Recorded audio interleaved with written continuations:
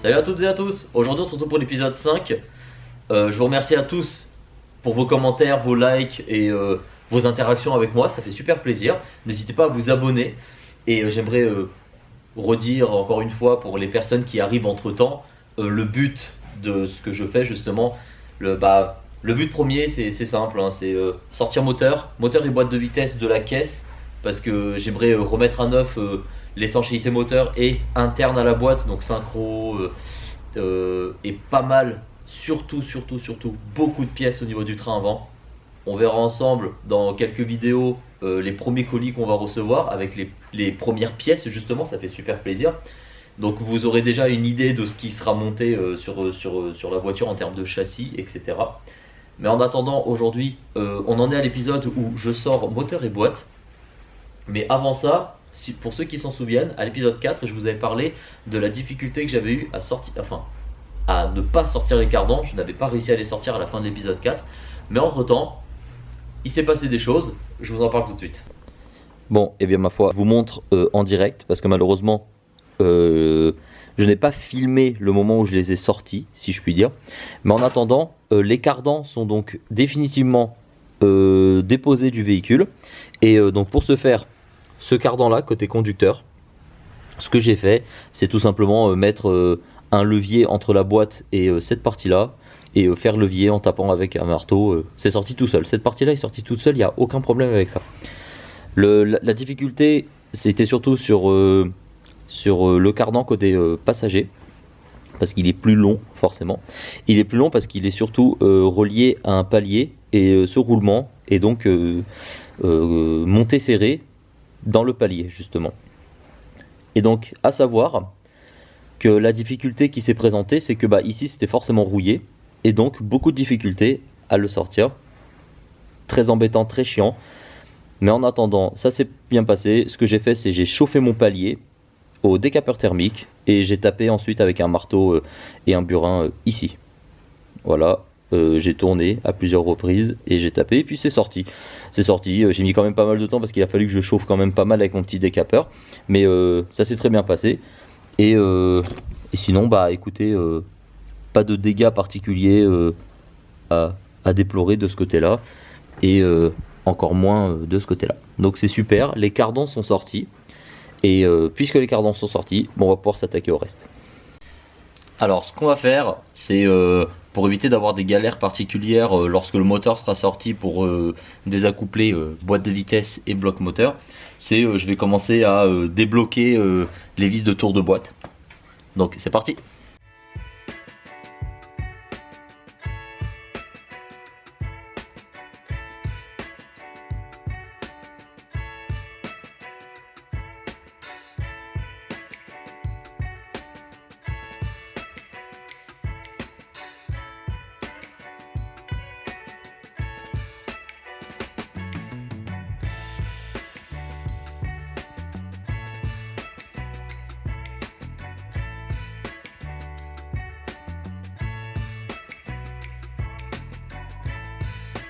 Bon et bien, après avoir fait le tour de boîte justement, ce qu'on va faire c'est commencer à déplier la chèvre parce que ça sera bien plus simple pour bosser.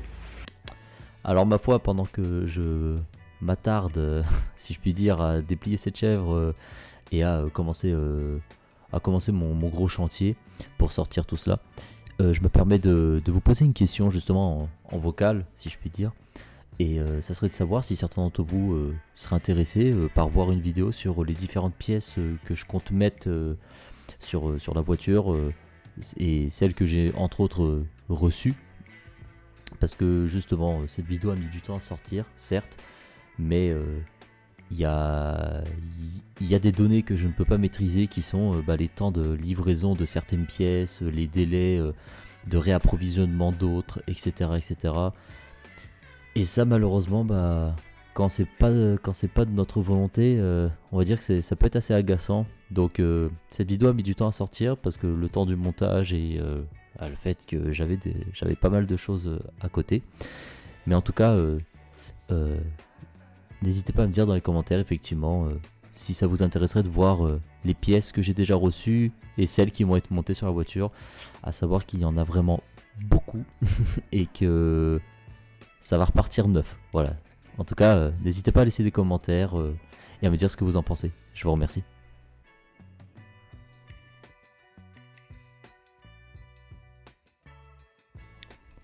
Et du coup, pour vous accompagner pendant cet accéléré, j'imagine que vous voyez parfaitement par vous-même que là actuellement, je suis affairé à desserrer tout ce qui tourne autour du moteur, toutes les vis de boîte que vous avez vu un peu plus tôt, toutes les vis de support moteur, tout ce qui reste encore raccordé, si je puis dire, entre le moteur et le châssis. Et puis là, vous me voyez par exemple m'embêter avec la vis du support moteur.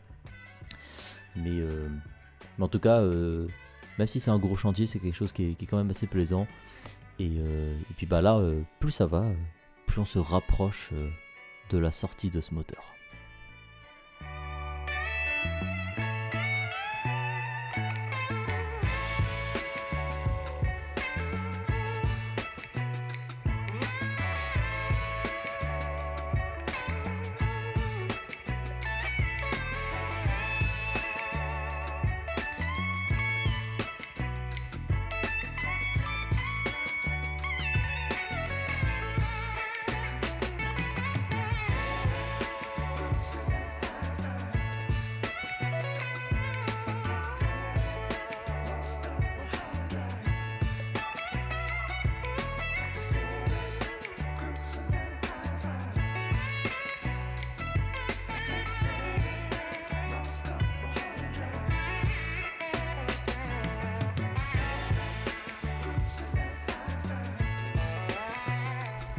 Bon, et bien ma foi, je suis juste en appui, c'est toujours maintenu. Donc là ce que je vais faire c'est désaccoupler la boîte de vitesse.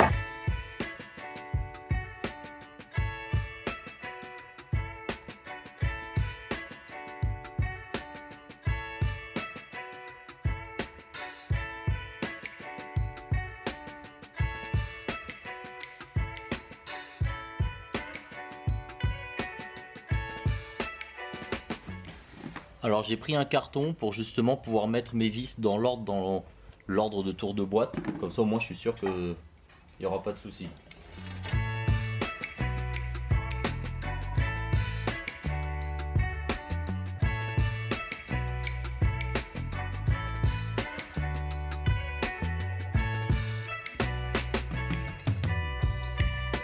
Hop, première vis retirée. Je sais que je l'ai retirée en bas. Hop, j'écrirai ensuite dessus d'où elle vient.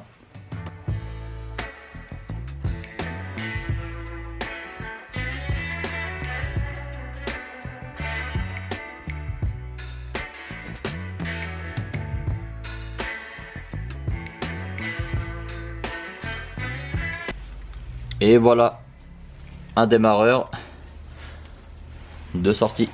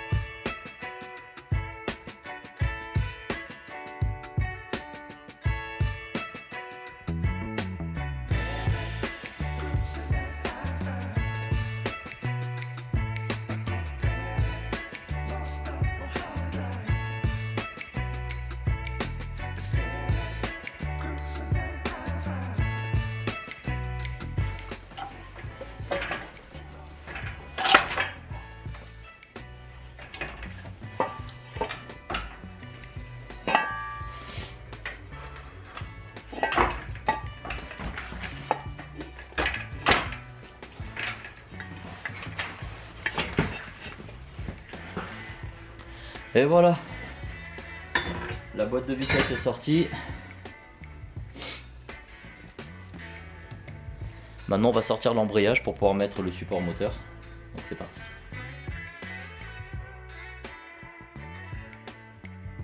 Et bien ma foi, la boîte de vitesse est sortie, ça fait vraiment plaisir, le moteur est sorti lui aussi.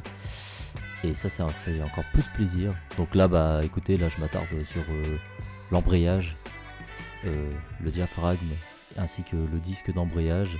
Et j'étais quand même assez curieux de savoir parce que Ça a 200 000 km, c'est d'origine. Voyons voir ça. Bon, ma foi, j'ai retiré toutes les vis autour du disque d'embrayage. Enfin, autour de... pas du disque d'embrayage, pardon. Du diaphragme. Et là... le disque d'embrayage est encore en bon état. Il a encore une bonne garniture. Pas de souci de ce côté-là. Donc, certes, bonne garniture. Super. Et là, ce que vous voyez, c'est le blocage pour, à l'aide d'un tournevis pour pouvoir desserrer mon volant moteur, parce qu'il y a forcément un peu de frein filé sur le filetage. Et ma foi, ça n'a pas forcé plus que ça. C'est vraiment sorti tout seul et tant mieux.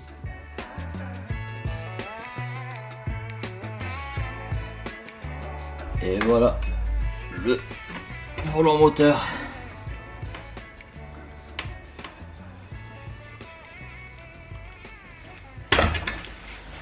Hop, et maintenant on peut essayer de mettre ça. Ma foi, pendant que j'installe le support pour pouvoir lever mon moteur, et je me rends forcément compte que c'est un peu gras quand même derrière le volant moteur. Signe que le joint speed Villebrequin côté boîte de vitesse doit certainement être un petit peu fatigué, forcément 200 000 km. Et ça fait partie des choses que je vais changer évidemment.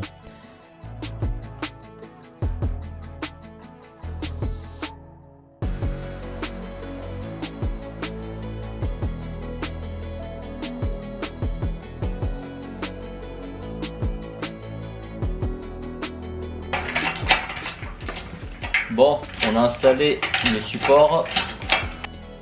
Écoutez, ma foi, on est parti.